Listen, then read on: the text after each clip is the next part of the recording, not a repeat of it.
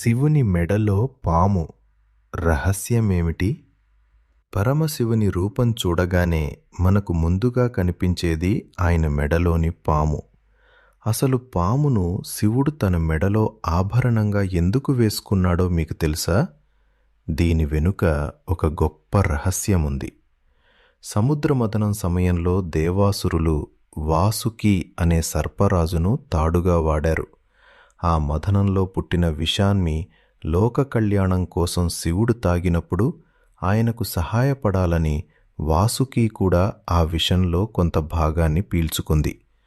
వాసుకి భక్తికి మెచ్చిన బోళాశంకరుడు ఆ సర్పానికి తన మెడలోనే స్థానం కల్పించాడు. కానీ దీని వెనుక ఒక ఆధ్యాత్మిక అర్థం కూడా ఉంది.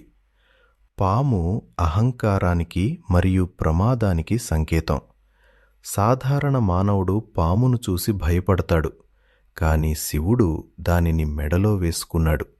అంటే తనను నమ్మిన వారి అహంకారాన్ని శివుడు తన ఆధీనంలో ఉంచుకుంటాడని, అలాగే మృత్యువును కూడా జయించినవాడు మృత్యుంజయుడు అని దీని అర్థం. కోపానికి చిహ్నమైన పామును సైతం ప్రశాంతంగా తన మెడలో ఉంచుకున్న ఆ పరమేశ్వరుని తత్వం మనలోని భయాలను పోగొట్టి ధైర్యాన్నిస్తుంది. ఓం నమః శివాయ.